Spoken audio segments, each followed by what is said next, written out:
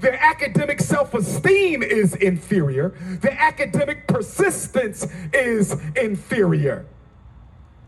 Football, they'll practice all day and night. Basketball, they'll practice all day and night. Twitter and Facebook, they'll be on it all day and night. Video games and laptops, they can do it all night. But reading, they don't want to give it more than 15 minutes.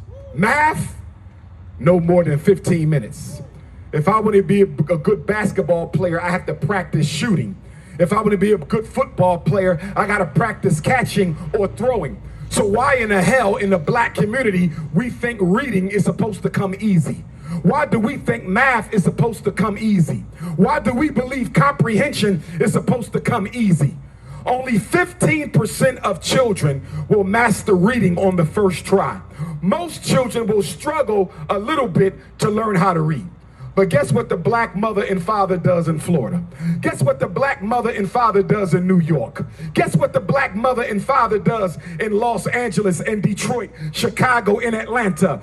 The minute your son expresses any disdain for reading, you take him to the special education program.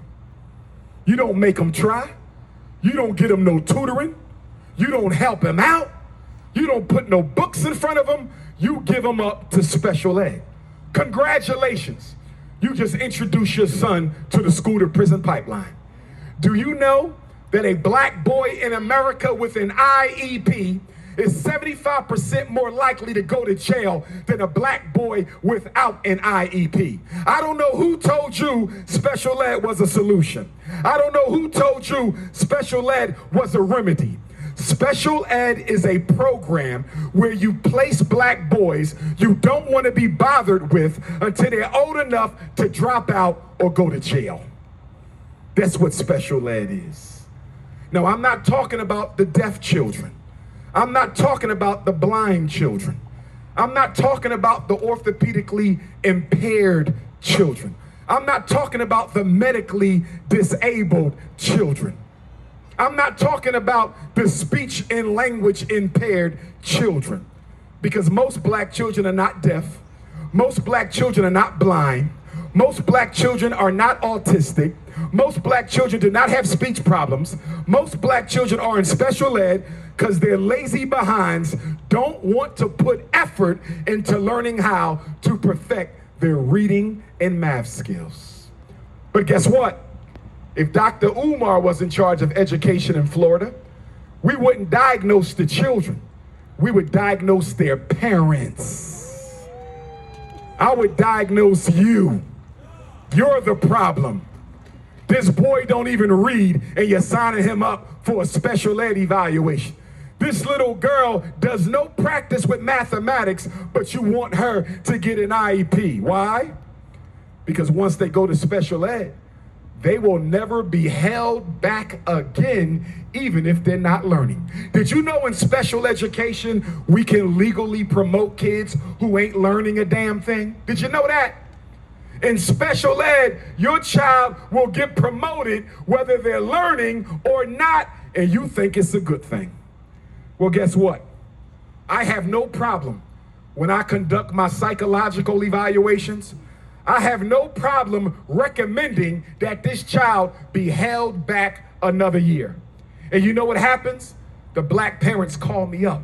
Dr. Umar, why did you put in your psychological evaluation report that my son should spend another year in first grade? My daughter should spend another year in second grade. You know why I do that? What is best for your child? Another year in first grade? Or 11 more years in special ed? Another year in second grade? Or 10 more years in special ed? You absolutely right.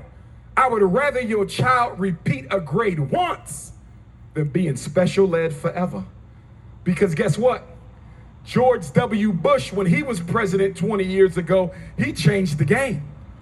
He said even the special ed children have to pass the state assessment. How How in the hell is a black child in a full-time special ed class in Miami Gardens going to pass the Florida State assessment in the 12th grade when the education he's getting is subpar and less than what the regular kids are getting?